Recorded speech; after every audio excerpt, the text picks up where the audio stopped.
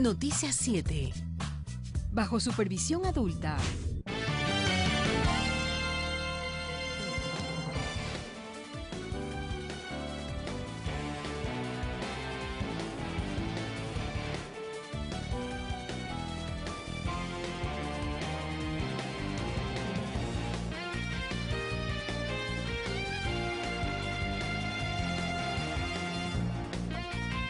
¿Cómo están ustedes? Muy buenas noches, bienvenidos, bienvenidas a Noticias 7. Personas consultadas cuestionan la agresión a una persona de la tercera edad por parte de Jacobo Bucaram, así como la posterior reacción de su hermano menor, el candidato presidencial Dalo Bucaram Puley.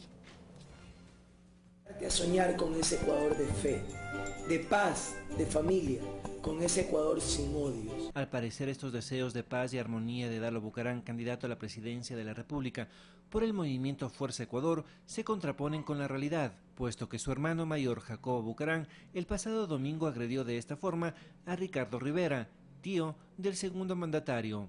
La reacción de Dalo Bucaram no fue socorrerlo, sino salir del restaurante Chili's, lugar en el que se produjo la agresión. Esto, a pesar de que el agredido es una persona de la tercera edad. Su agresor, Jacobo Bucaram, tiene 38 años, 29 menos que Ricardo Rivera. Bueno, como usted verá, yo soy de la tercera edad. Cualquier agresión, venga de donde venga, es condenable. En sí mismo la agresión está muy mal, y menos de un personaje público. En sí, de todas las personas, el respeto y la consideración es muy importante. Y qué pena que se haya dado esa situación. Por su parte, Ramiro Aguilar, vicepresidenciable por el movimiento de Bucaram, defendió la violencia y la agresión y lo hizo a través de varios mensajes publicados en su cuenta personal de Twitter. Veamos dos. Jacobo B. en 30 segundos hizo lo que no han podido hacer millones de ecuatorianos en 10 años. Así que nada de rasgarse las vestiduras fue una provocación. Y lo hecho, hecho está. Será el pueblo quien valore y decida. Tiempo atrás, en un reportaje realizado por la televisión legislativa, el entonces asambleísta dijo lo siguiente. Creo mucho en la solidaridad humana. Solidaridad que no le evidenció su compañero Dalo Bucaram con Rivera. Pero una persona que da muestras en su discurso de otra cosa no puede ahondar en ese tema. De que ellos ganaran la presidencia y si esa actuación van a tener, ¿qué esperamos? Y este era su comportamiento al interior de la Asamblea Nacional. Tiene la palabra asambleísta Ramiro Aguilar. Gracias, señora presidenta. Vamos a ver si inauguramos el cerebro. Vamos a ver si inauguramos el cerebro. A Jacobo Bucaram en el año 2007 se lo vinculó con la agresión al ex técnico de la Selección Nacional de Fútbol, Hernán Darío Gómez. José Luis Quinteros, Ecuador TV.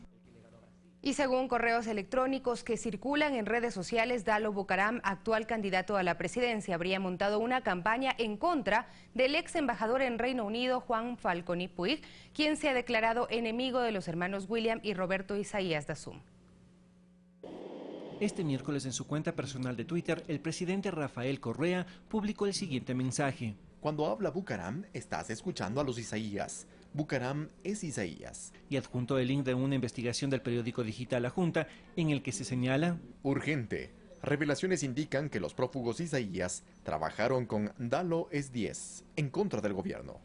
En la Junta se publica una nota periodística en la cual se revelan presuntos nexos entre Dalo Bucaram, en esa época asambleísta del PRE, y personas vinculadas a los hermanos William y Roberto Isaías Dazum, prófugos de la justicia. Dicha nota también contiene una serie de correos electrónicos de 2011 enviados a Bucaram, en los cuales se planificaría un plan para desprestigiar al ex superintendente de bancos Juan Falconi Puig, en aquel año candidato a juez de la Corte Nacional de Justicia. Pero, ¿por qué este supuesto ataque en contra de Juan Falconi Puig, ex embajador en Inglaterra?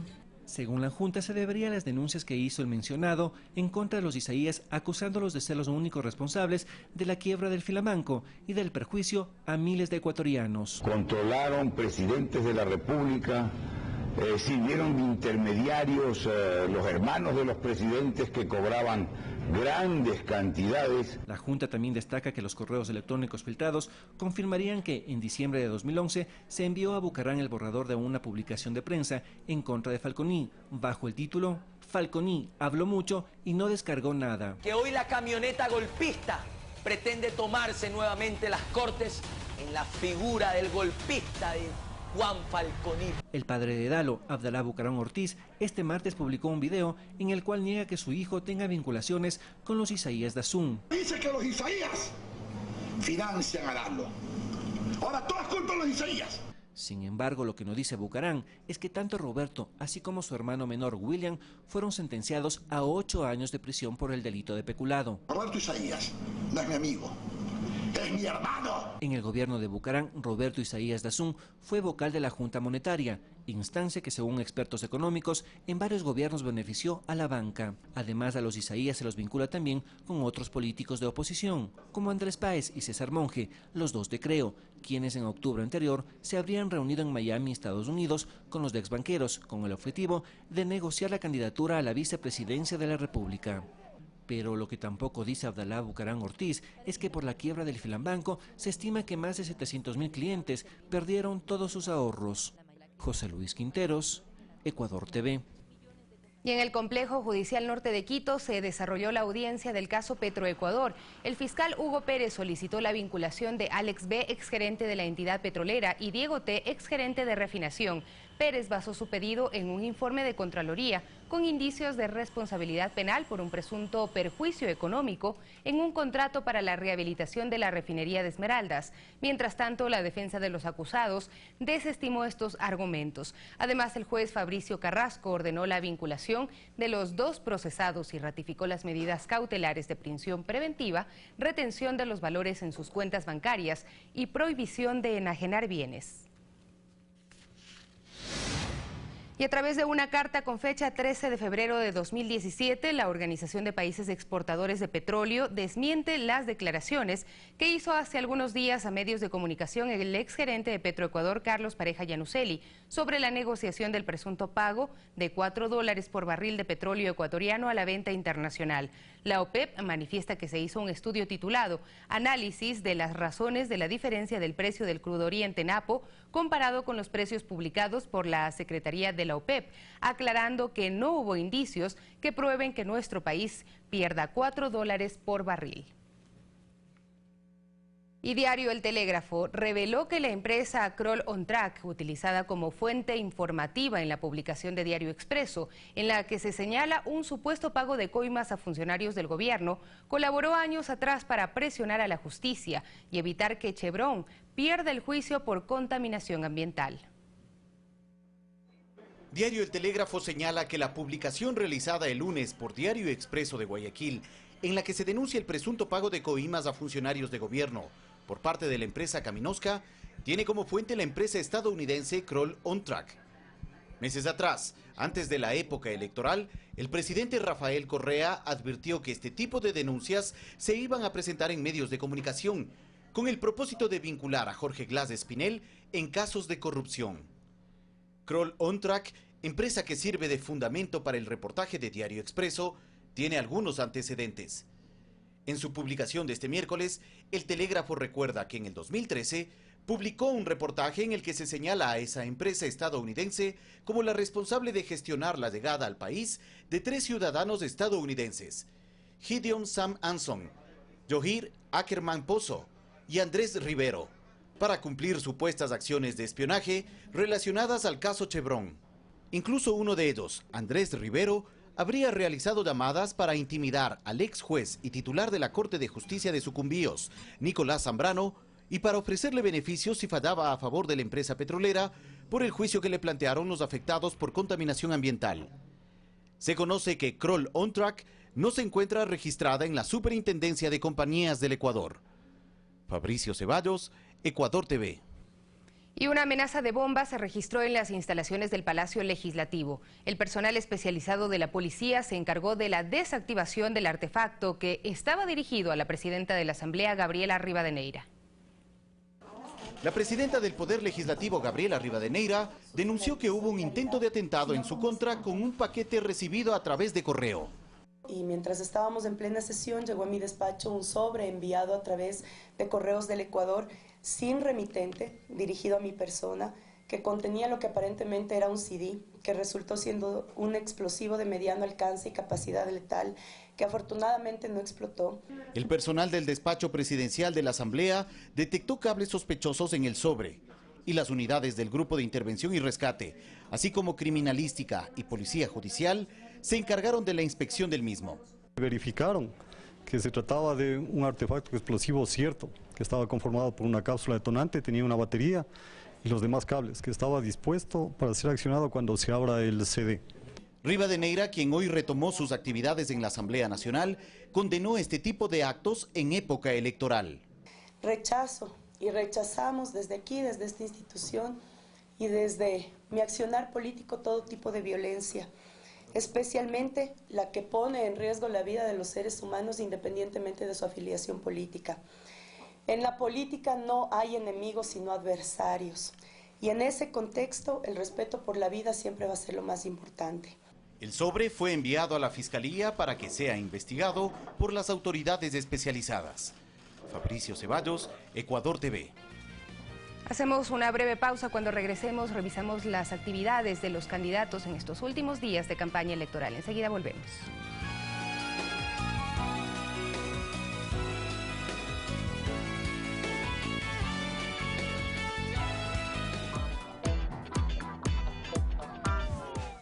Todos los musulmanes son terroristas. Todos los blancos son racistas. Todos los latinos son narcos. Todos los pobres son vagos. Nada de esto es verdad. Como tampoco es cierto que todos los que tienen relación con las drogas son criminales. Por eso se implementó la tabla de porte de drogas, para distinguir bien entre los traficantes que merecen ir a la cárcel y los consumidores que necesitan una oportunidad para rehabilitarse. La tabla no es una licencia para consumir, es la opción para que tu familiar o amigo adicto no vaya a la cárcel sino a rehabilitación. Si quieres denunciar o ayudar a alguien, llama al 1-800-332433. Secretaría Técnica de Drogas. Autorización 0054. CNE, Elecciones Generales 2017. No te dejes engañar. El IES es una institución solvente. Actualmente, el IES tiene 17.500 millones de dólares en su portafolio de inversión, mientras que en el año 2006 apenas tenía 2.400 millones. Es decir, incrementamos la cantidad de recursos que tiene el IES 7 veces más. IES, mejor que nunca. Autorización 0108. CNE, Elecciones Generales 2017. El politólogo y sociólogo argentino Atilio Borón analiza los posibles escenarios en Latinoamérica, luego de los resultados de las próximas elecciones en Ecuador y su influencia en la región, en un nuevo programa de Palabra Suelta, con Javier Lazo, hoy, 22 horas.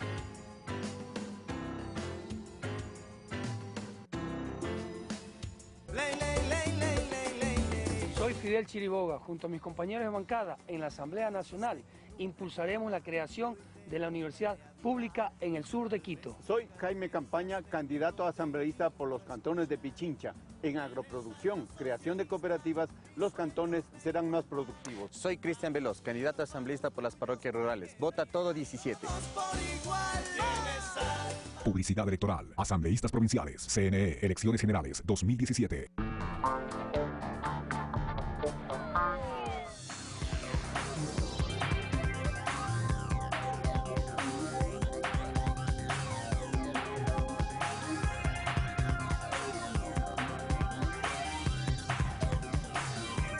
Continuamos. El presidente del Consejo Nacional Electoral, Juan Pablo Pozo, cuestionó las declaraciones del candidato Guillermo Lasso sobre un presunto fraude electoral. Pozo aclaró que la transparencia del proceso está garantizada. Doris Solís, candidata para asambleísta por Alianza País, criticó el accionar de Guillermo Lasso, postulante presidencial por el movimiento Creo, quien se refirió a un posible fraude electoral. Tenemos observadores internacionales de todos los organismos. Este es un proceso que cada vez se ha ido haciendo más transparente. Esta reacción se dio debido a una publicación en la cuenta personal de Twitter del candidato de derecha, en la cual se anunciaba la creación de un centro de control electoral. Cuidaremos los votos registrados a favor de la Alianza Creo 21 y Suma 23. No vamos a permitir el fraude electoral. Solamente los que se ven perdidos, como ha sido históricamente usual, empiezan a hablar de fraude. Por su parte, Juan Pablo Pozo, presidente del Consejo Nacional Electoral, también cuestionó las declaraciones del banquero Lasso, pues según el funcionario, el hablar de desconfianza en el proceso es desconfiar de los propios ciudadanos. Han señalado efectivamente que van a generar un ejército electoral para el control electoral. Bienvenidos, que se acrediten en el Consejo Electoral y que participen. Mientras que la ciudadanía manifestó su malestar por la forma de ciertos candidatos de hacer política. Obviamente quienes de pronto propugnen, digan que es fraude y apelen al fraude, son las personas que van a perder. Que respete el pronunciamiento de la ciudadanía y que las autoridades electorales también hagan cumplir la función por lo que están. Tanto Pozo como Solís concuerdan en la transparencia del proceso. Rodrigo Galvez, Ecuador TV. Y el postulante a Carondelet por la Alianza Creo Suma, Guillermo Lasso, cerró su campaña en Quito, en la Tribuna del Sur. Aquí le acompañaron su binomio Andrés Páez y los candidatos asambleístas nacionales de esta tienda política. Lasso reiteró su propuesta de generar 1 millón de empleos y además instó a que quienes le apoyan aseguren su voto para así tratar de lograr una segunda vuelta electoral. Mientras Paco Moncayo cumplió varias actividades en Guayaquil como parte de su último día de campaña en esta ciudad. Su jornada inició con la visita a varios medios de comunicación. Luego se desplazó hasta la cooperativa Juan Montalvo, en el norte de la urbe, en donde se reunió con los dirigentes y miembros del Servicio Nacional de Mototaxis. El recorrido se extendió hasta el Mercado San Jacinto. Ahí saludó con los comerciantes y les explicó algunas de las propuestas de su plan de gobierno. Y los aspirantes a la Asamblea Nacional, Wendy Vera y José Serrano, recorrieron el bloque 4 de Flor de Bastión en Guayaquil con el fin de recabar información para la implementación del plan Toda una Vida. En este sector, miles de personas se inscribieron en la misión Casa para Todos, que busca dotar de 325.000 viviendas gratuitas en 4 años de gobierno y de este modo generar fuentes de empleo en el área de la construcción. Y en el encuentro de intelectuales y artistas por Ecuador y América Latina, Lenín Moreno recibió el apoyo para las votaciones del domingo.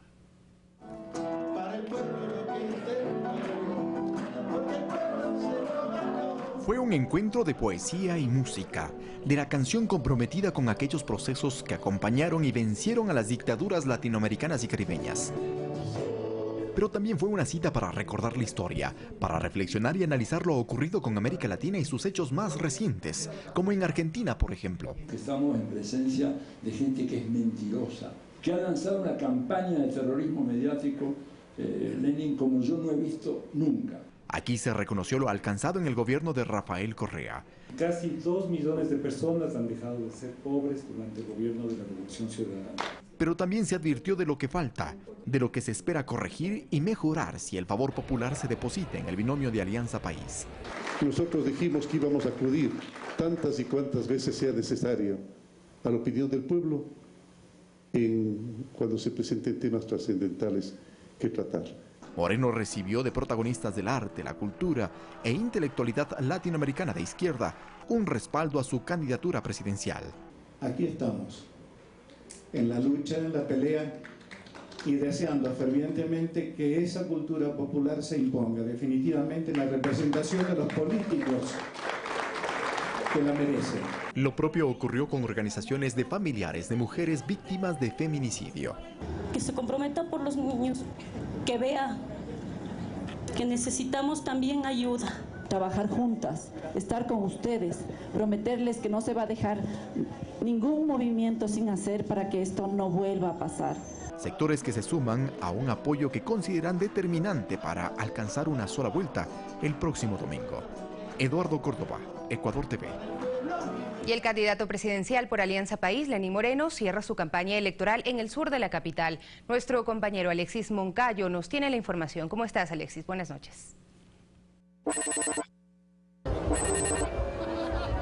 Hola, ¿qué tal? Muy buenas noches, amigos de todo el país. Les saludamos desde el sector de La Michelena, acá en el sur de la capital de la República, donde hoy, miércoles 15 de febrero, se desarrolla el cierre de campaña del candidato presidencial Lenín Moreno de las listas 35, el candidato de Alianza País, que ha estado acompañado el día de hoy por quienes también buscan un puesto en la Asamblea Nacional. Los candidatos de los 4 distritos de la provincia de Pichincha se han hecho presentes esta noche acá en la tarima que se ha desplegado, que se ha armado en La Michelena, en el sur de la capital de la República, donde a esta hora todavía se sigue esperando, se mantiene la expectativa por la llegada del candidato presidencial Lenín Moreno, que estará ya próximo a arribar a esta zona de la ciudad capital. El día de hoy, durante toda la tarde, se ha desarrollado también un evento evento artístico, un show que ha contado con la presencia de importantes grupos musicales, como Pueblo Nuevo, por ejemplo, que estuvo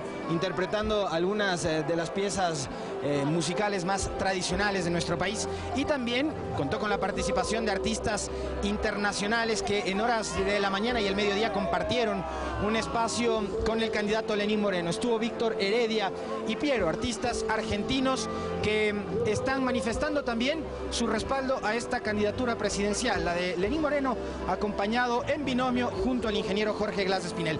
Este es el informe que les podemos entregar a esta hora desde el sur de la ciudad de Quito, donde se efectúa se desarrolla también el cierre de campaña de Alianza País en la capital de la República. Hasta aquí nuestro informe. Buenas noches. Es el informe de nuestro compañero Alexis Moncayo y nos vamos a una breve pausa. Enseguida volvemos con más noticias.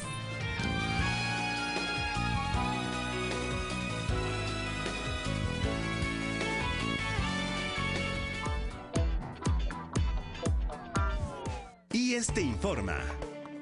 ¿Sabías que en el 2006 el portafolio del IES era de apenas 2.400 millones de dólares? En el 2017 tenemos más de 17.500 millones. 7 veces más que antes. Esos recursos están invertidos de la siguiente manera: más de 8.200 millones de dólares en créditos, es decir, 35 veces más que antes de la creación del BIES, banco que creó este gobierno. De este monto, 6.000 millones corresponden a créditos de vivienda, 2.495 millones a créditos quirografarios y 61 millones a créditos prendarios.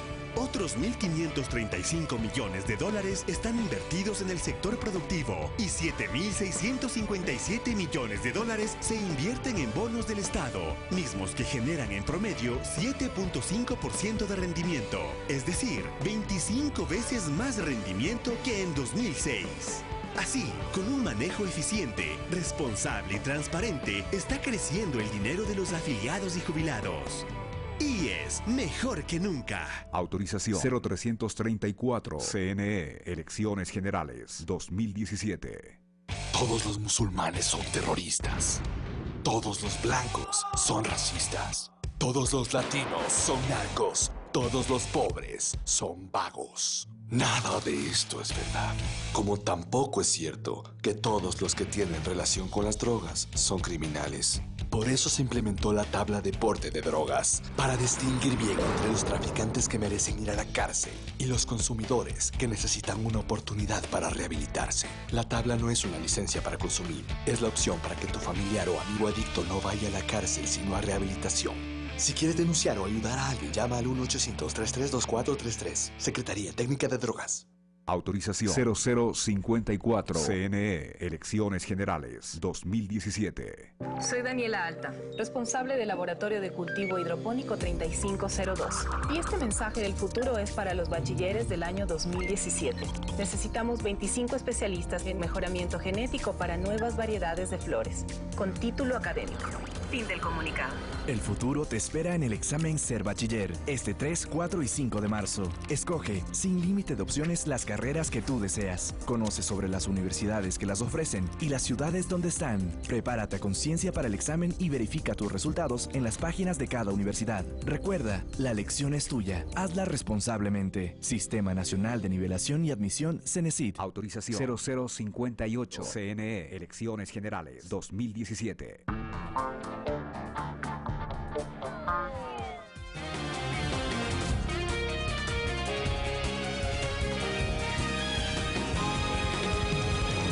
Continuamos informando. El fortalecimiento en favor de las poblaciones fronterizas y la aprobación de acciones binacionales a ejecutarse este año fueron los temas desarrollados en el 5º Gabinete Binacional Ecuador-Colombia. Con un fuerte apretón de manos que demostró la confraternidad entre los dos países, se dio inicio a las actividades del Gabinete Binacional Ecuador-Colombia. Juan Manuel Santos destacó los indicadores económicos y sociales de ambos países por los avances en los últimos años. Hemos venido aquí a ratificar nuestro compromiso con el Ecuador, con nuestros hermanos ecuatorianos. Tenemos visiones comunes, problemas comunes, desafíos comunes. Pero hemos encontrado en el presidente Correa, en su gobierno, un gran socio. Cada guerra que se cierra, pues, es una buena noticia para la humanidad entera. Y la historia, insisto, ya recoge que el artífice de esa paz eres tú. Es un gran orgullo recibirte. Seguido de esto, ambos mandatarios se trasladaron al Parque Histórico de Guayaquil, donde se inauguró este encuentro. Con el desarrollo de estos gabinetes, se inaugura una nueva forma de política pública a favor de las poblaciones que viven en zonas fronterizas, fortaleciendo asuntos bilaterales. Tenemos planes de acciones concretas contra la minería ilegal, contra el tráfico ilícito de hidrocarburos, por supuesto contra el narcotráfico y con los delitos migratorios. Vamos a seguir también fortaleciendo y facilitando el comercio y fortaleciendo un rubro que para los dos países es de gran importancia, que es el turismo. Ecuador tiene un potencial turístico inmenso, lo mismo que Colombia. Entonces, con el puente sobre Río Mataje y la continuación del eje vial en Colombia, pues tendremos un tercer eje binacional para unir a nuestros países. Toda la obra, el puente estará listo en mayo, pero el eje del lado colombiano estará listo en el mes de diciembre del 2017, así que desde el 2018 tendremos un tercer eje vial de unidad entre Colombia y Ecuador. Con relación al caso Odebrecht, ambos mandatarios se pronunciaron. Suponiendo que Colombia y Perú tengan la lista definitiva, son los 12 países involucrados. Hay 10 países que no tienen lista definitiva, pero solo en Ecuador se está ocultando algo. Entonces, lamentablemente se ha politizado muchísimo esto, pero somos los que más deseamos conocer esa lista con los nombres, con las pruebas, para sancionar estas corruptelas con todo el rigor de la ley. Colombia, la Fiscalía recibió una información, ya identificó quién recibió esa plata. Tengo entendido que ya tiene la información sobre cómo se distribuyó esa plata y en el debido momento va a divulgar toda esa información después de acabar la investigación. Eso es lo que la Fiscalía me ha informado a mí. En Guayaquil, Guadalupe Ayoví, Ecuador TV. Y la Asamblea Nacional retomó las actividades tras la llegada al Parlamento de un proyecto de ley con carácter de económico urgente que plantea la reestructuración de deudas con la banca pública y cerrada en la crisis del 99. El fin del receso legislativo llegó antes de lo previsto, tras el envío del proyecto de ley que arribó desde Carondelet con el carácter de económico urgente. La recomendación es que se tramite en la Comisión de Régimen Económico. El proyecto propone la reprogramación de los pagos en el caso de los deudores de buena fe, por lo que se incluye una reforma a la ley previamente aprobada por el Parlamento en 2014. Es una ayuda, sí, un darle la mano a tantos deudores de buena fe que son también los perjudicados del salvataje bancario, ¿no? Las personas que tenían pequeñas deudas y que luego con el paso del tiempo estas se tornaron imposibles de cubrir. Los deudores de buena fe están a la espera de ver si sus observaciones fueron recogidas y de no ser así confían en ser escuchados en el seno de la comisión, que será la encargada de tramitar la normativa. Somos personas que estamos 18 años sin poder tener una libreta de ahorros, una cuenta corriente, impedidos de salir del país, no podemos producir. En el texto se incluye la condonación de pago de intereses para quienes tengan deudas con el extinto Banco de Fomento por hasta $20.000. Para el caso de los deudores del ex Banco de Fomento, que son pequeños agricultores, pescadores, son más de 31.000 personas. Pero además de este, el Consejo de Administración Legislativa calificará un par de proyectos de ley adicionales enviados por el Ejecutivo. Y también hay un proyecto de ley muy importante que es el establecimiento de los límites de la manga del cura. Alexis Moncayo, Ecuador TV.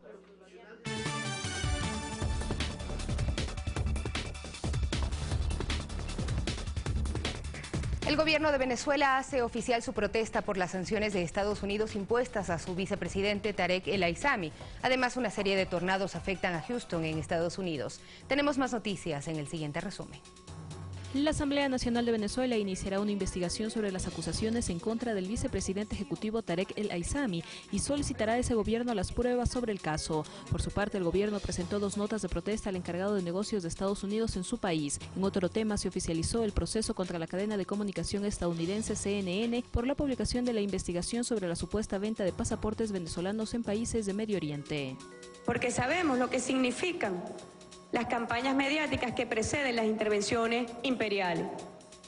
Los falsos positivos, lo que ha significado en la historia de los pueblos los falsos positivos armados justamente por esta cadena de televisión.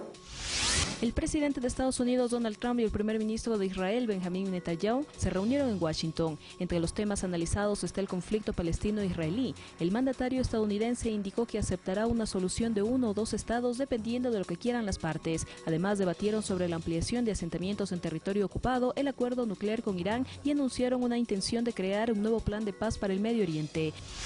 El presidente de Colombia, Juan Manuel Santos, lanzó el Plan Colombia Repunta para reactivar la economía del país. Este se basa en inversiones en los sectores de la construcción, la agricultura y en obras sociales asociadas al posconflicto y a la consolidación de la paz. Los residentes de un área costera al suroeste de Houston, en Estados Unidos, fueron afectados por el paso de 6 tornados y varias tormentas con vientos de hasta 177 kilómetros por hora y que provocaron la destrucción de 4 viviendas, caída de árboles y la suspensión del servicio eléctrico. Los equipos de emergencia atendieron a una docena de personas heridas. Fanny Lara, Ecuador TV. Y hasta aquí la información por el momento. Más adelante nos vemos nuevamente con más noticias.